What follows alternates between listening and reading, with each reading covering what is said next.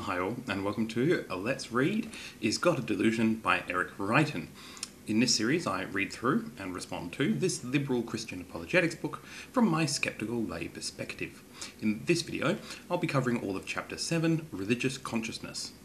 The chapter opens with Reitan quoting a passage from Richard Dawkins' book, The God Delusion, in which he dismisses religious experiences as no more compelling than claims of seeing pink elephants or the delusions of the mentally ill. Reitan takes issue with such a dismissal, arguing that we cannot simply dismiss others' experiences, otherwise we would have to dismiss any such experience. He puts it like this. But my point is that Dawkins' case against the veridicality of such experience is equally weak. His argument amounts to this. Many people have hallucinations, therefore anyone who thinks they've directly experienced God is hallucinating. Plug in George Bush for God and you can see just how bad this reasoning is. The fact that people hallucinate tells us nothing about whether any particular experience is delusional. The problem with this is that there's a gulf of difference between claiming to have seen George Bush and claiming to have seen God. The point Dawkins is making is that since we know that people hallucinate, absent any better explanation, any extraordinary claims are more likely to be hallucinations than not.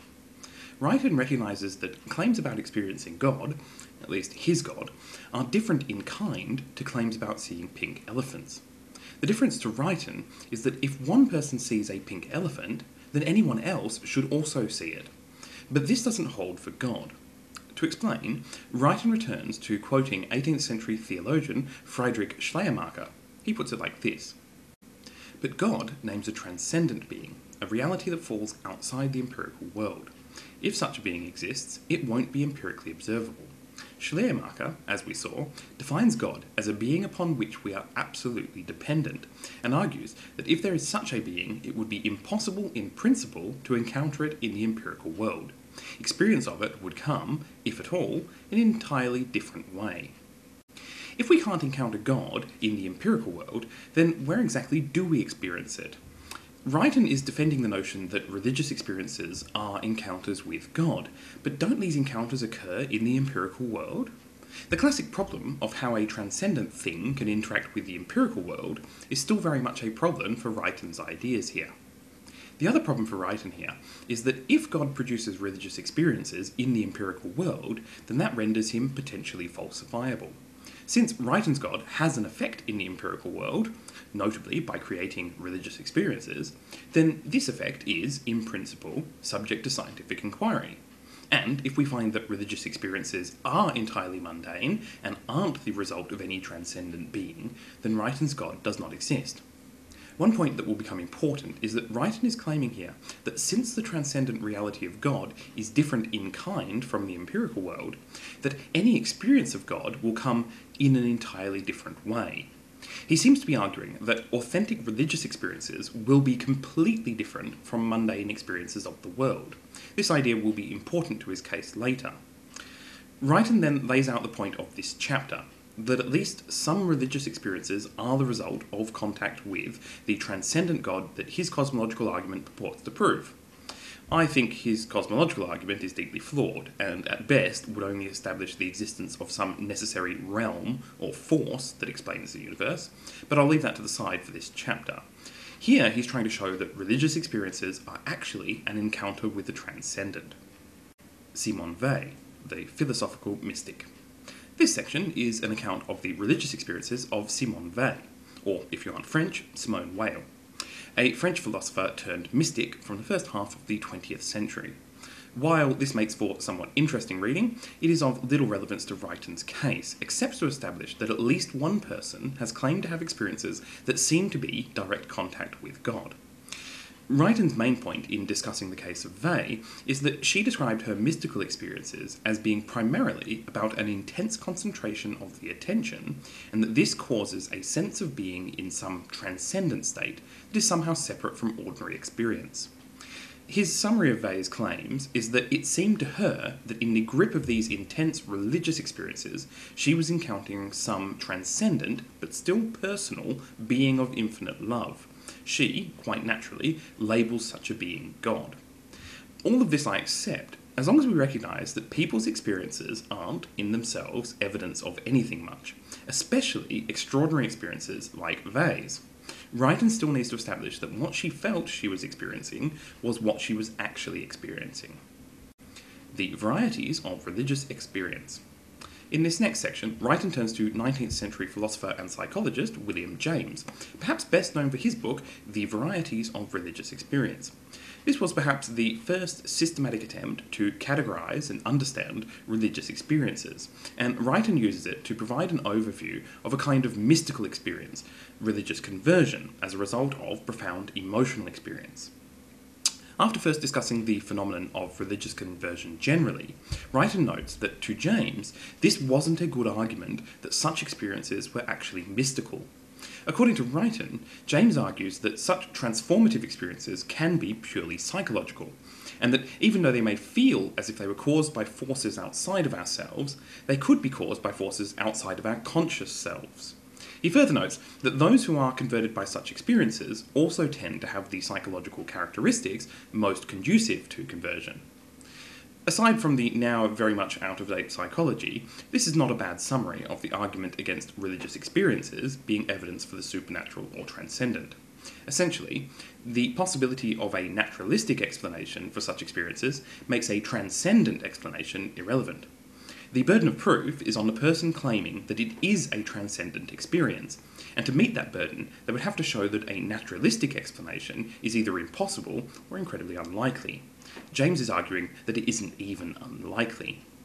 Of course, Reitan misses this, and instead notes that James recognised that even a complete naturalistic explanation doesn't rule out a supernatural component, as perhaps those individuals who are psychologically prone to religious experiences are most likely to be interfered with spiritually. Ultimately, Reitan's response to James is that perhaps conversion experiences aren't good evidence for the transcendent, but that Vay's experience was different from them. Despite her conversion to Christianity being founded in 3 such experiences, Reitan argues that her religious experiences were of a very different character, in a category that James labelled mystical. Reitan describes them like this. For him, mystical experiences are absolutely authoritative over the individuals to whom they come. While this authority does not extend to non-mystics, James thinks that the existence of mystical states absolutely overthrows the pretensions of non-mystical states to be the sole and ultimate dictators of what we may believe. For James, the reality of mystical states gives us rational permission to believe in a transcendent order. The problem is that none of this has been established. Mystical experiences are not even reliable indicators of reality, so no rational person should find them absolutely authoritative. And since there are naturalistic explanations for them, I fail to see how their existence is a justification for belief in the supernatural or transcendent. Mysticism, its varieties, and its authority. This next section begins with Reitan laying out the 4 general features of a mystic experience, according to James. They are ineffability, noetic quality, transiency, and passivity. That is, they can't be described in ordinary language, they seem to be about truth or reality, they don't last long, and the mystic can't control them. The problem with these features is that they are also the features of many dreams. Dreaming is also an altered state of consciousness that we struggle to describe in normal language, often seem to have important ideas about truth or reality, are fleeting, and usually outside of our control. To the extent that mystical experiences are evidence of transcendence, so are dreams. Reitan notes 3 other similarities that mystical experiences all share, according to James. A reduction in ordinary sensory experience, intense positive emotion, and a feeling of being one with ultimate reality. But not all mystical experiences are the same. Reitan addresses this issue like this. Of course, James would be the first to admit that these common themes are accompanied by diversity of detail, but James explains most of this diversity by the fact that the mystical feeling is capable of forming matrimony alliances with material furnished by the most diverse philosophies and theologies, provided only they can find a place in their framework for its peculiar emotional mood. Again, the parallel with dreaming is clear. The details of our dreams are often drawn from our everyday experiences, memories, and beliefs. So Christians may dream about Jesus, Muslims about Allah, and atheists about Charles Darwin. And we all dream about high school. Reitan acknowledges that, in the same way, mystical experiences seem to be affected by our psychological makeup. He uses this to argue against James's categorization of mystical experience as necessarily involving a sense of oneness with ultimate reality.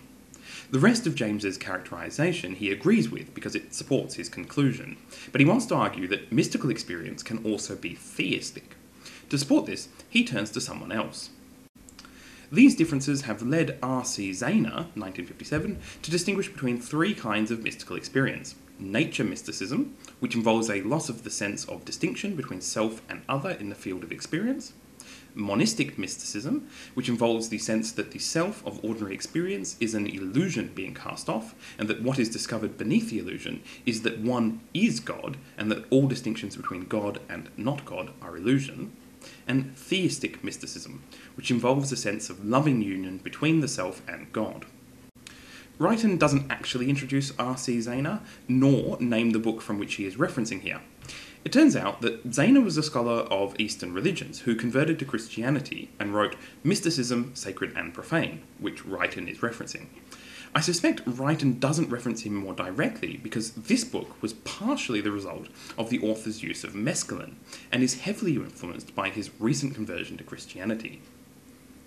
Although it's nice that Zahner has categorized mystical experiences into three categories, it's hardly a compelling categorization.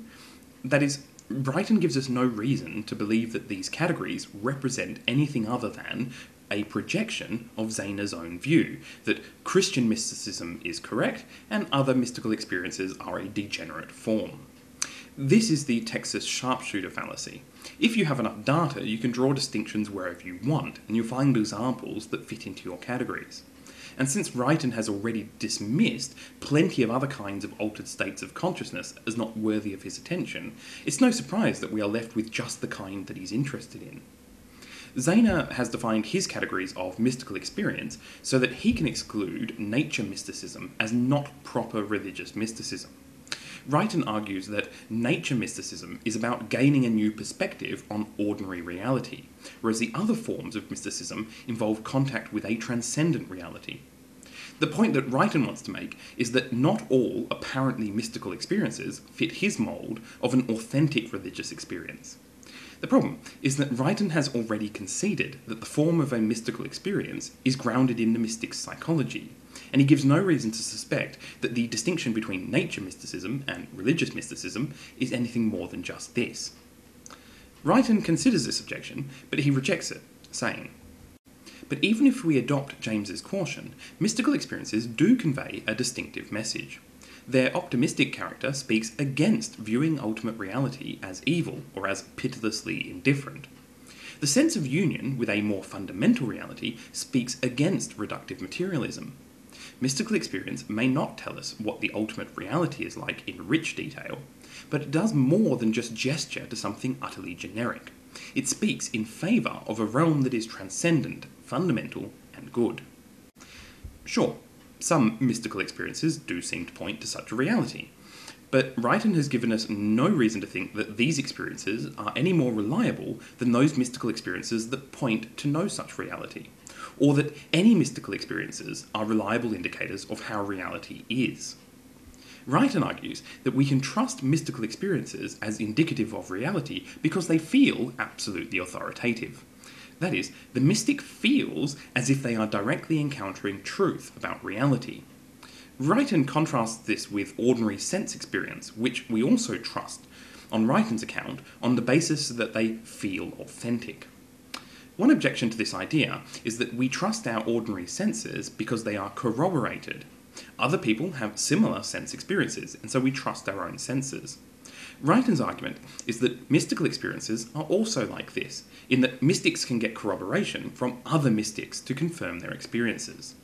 Reitan summarises it like this. What it comes down to is this. The reason we generally trust our sense experience is because it feels like an authentic encounter with reality. But mystical experiences also feel like such encounters, with one important difference. For mystics in the grip of them, they feel even more real than sense experience. And so, if we are justified in trusting our sense experiences, even though we cannot come up with any non-circular argument for doing so, why shouldn't mystics trust that their mystical experiences are veridical as well? Alston answers that mystics should trust them so long as they have no compelling reasons to doubt them, what Alston calls rebutters. I disagree. We don't trust our sense experiences because they feel authentic. They feel authentic because we've learned to trust them. Reitan is ignoring the developmental process by which we come to trust our senses. And it isn't that they are just consistent, but because they cohere. Newborns have little reason to trust their senses, and no reason to suspect that their various different senses are describing the same reality. Over time, they begin to recognise that what they see corresponds with what they touch, which corresponds with what they hear and taste. Their belief that their senses are trustworthy descriptors of some single objective reality comes directly from experience. Later, as they age, they extend this to other people who also report similar experiences. Mystical experiences are completely different to this. They don't cohere with any other sense, and in fact are flatly contradicted by them. Mystics sense some transcendent religious reality, but this is not confirmed by any other senses. And while it is possible to find other mystics with similar experiences, it's equally possible to find other mystics who have contradictory experiences, and even more people who have no such experiences at all. If only a small group of people in the world claimed to be able to see, and what they saw contradicted with other people who saw, and what they saw couldn't be touched, heard, smelled, or tasted, then it would be quite reasonable to ask whether what these few people claim to see actually existed in any reasonable sense. This would seem to be a compelling reason to doubt the veracity of mystical experiences. Also, despite Reitan's claim that mystical experiences are fundamentally different from ordinary experience, they do fit quite well within the range of altered states of consciousness. Psychology has long studied the various states of consciousness that people can be in, from depersonalization to disassociation, from drug-induced to mentally disordered, from dizziness to deep meditation. Mystical experiences do not differ significantly from other such states of consciousness, qualitatively or quantitatively. Reitan would need to do more than simply pick some arbitrary qualities of some mystical experiences in order to argue that they differ significantly. Reitan attempts to do exactly that by arguing that the first cause necessary being that he thinks the cosmological argument has proved is consistent with the mystical experiences that he is focusing on. The idea is that if such a transcendent cause exists, an encounter with it would have exactly the characteristics that some mystical experiences have. But this is a poor argument. To argue that mystical experiences actually are encounters with the divine, you need to do more than just show they have the characteristics we would expect. You also have to show that other explanations are less likely. And in this case, it's not clear that such characteristics haven't just been selected for in a Texas sharpshooter manner. Of all the varieties of religious and mystical experiences, it's hardly surprising that some subset of them would have the characteristics that Reitan is looking for.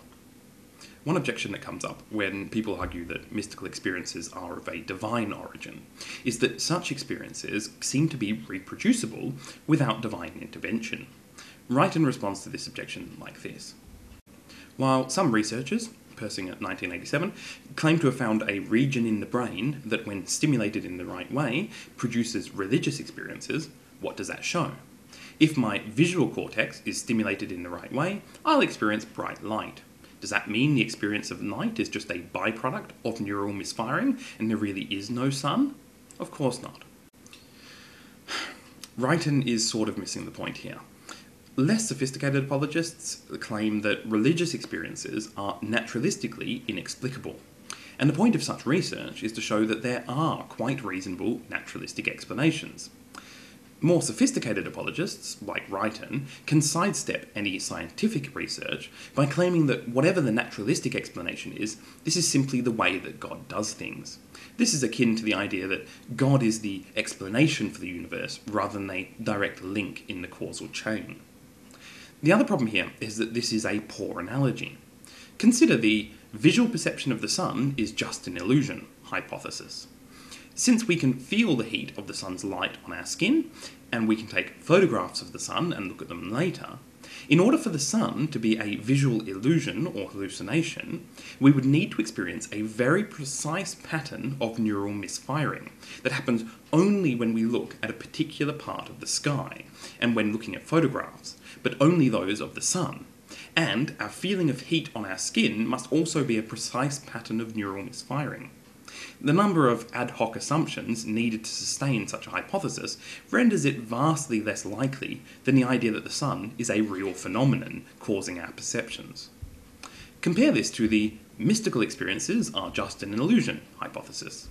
This requires a non-specific pattern of neural misfirings that occur in a very small minority of the population, seemingly at random, and which can produce a wide range of perceptual effects. This is pretty much what we would expect neural misfirings to be like, so no ad hoc assumptions are needed, and the overall probability that a transcendent reality exists is vastly less likely than the idea that such mystical experiences are just neural misfirings. Reitan closes this section by repeating that he is not arguing that everyone must accept that mystical experiences are encounters with the divine, but simply that it can be reasonable to do so, just as it is reasonable to doubt it. Again, I think this does an injustice to rationality. Sam Harris on spiritual experience. This section is an extended argument against Sam Harris's take on mystical experiences. In his book The End of Faith, Harris argues that not only are mystical experiences understandable in purely naturalistic terms, but they are accessible to all through meditation. According to Reitan, Harris's contention is that all mystical experiences are a purely psychological state with religious or other philosophical baggage attached. That is, the heart of any mystical experience is a purely naturalistic, altered state of consciousness. Of course, Reitan disagrees with this, noting that to religious mystics like Simone Weil, or theologians like Schleiermacher, Harris has it backwards, and that the heart of any true mystical experience is an encounter with the divine. That is, what Harris sees as unnecessary religious baggage is actually essential to the experience. Reitan puts it like this. Perhaps Harris is better at empirical examination of consciousness than Schleiermacher was, or perhaps he's worse at it. Or perhaps there are different things to discover in consciousness, and a complete picture will come only when these different discoveries are brought together. Or perhaps the empirical facts about consciousness are amenable to various interpretations, so that what we discover through introspection is shaped by the philosophical and theological commitments we bring to the task. Perhaps Harris isn't so free from beliefs not based on evidence as he claims. Perhaps this is because such freedom is impossible. I actually agree with Reitan here on the point that, as a guide to ultimate reality, mystical experience is hopelessly mired in our preconceptions and the quirks of human psychology. Reitan argues that since Weil was not trained in any mystical school, she is a more reliable witness. But at best, Weil is just a better example of what people of a certain culture and time expect of mystical experiences. Her biases may be less explicitly learned, but they are no less present. Reitan's disagreement with Harris is on what the proper hierarchy for mystical experiences is. Harris sees a dogma-free, theologically neutral nature mysticism as fundamental, and religious experiences as being specific flavours of this. Reitan, on the other hand, sees a progression of mystical experiences that become more and more authentic as they become more explicitly theistic. He puts it like this. There's no doubt that a characteristic feature of mystical states is the collapse of the subject-object dichotomy and a loss of our ordinary sense of self. But the Buddhist no-self doctrine is an interpretation of these features. Another interpretation is that the self is capable of identifying with other things, such that they become included within the sense of self. Such identification, which emerges out of genuine attention to the other, is a kind of love. And it might be argued that when we begin to love the world in this way, we become connected with the ultimate reality, whose essence is love. And so, the first stage of mystical consciousness, the stage of nature mysticism, which Harris is stuck at by virtue of his doctrinal beliefs, can give way to a higher stage, a direct experiential encounter with love itself, that is, God. Why should we accept Reitan's account? In his words, because it has some advantages, in that it allows us to accept religious mysticism as true and reject nature mysticism as more primitive.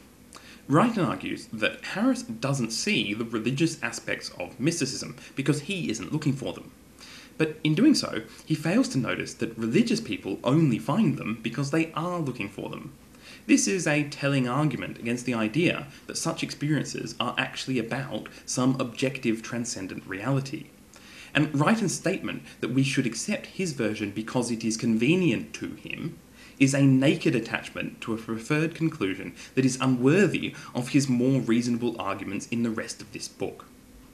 Schleiermacher on the essence of religious experience. In this final section, we return again to Schleiermacher's views on mystical experiences.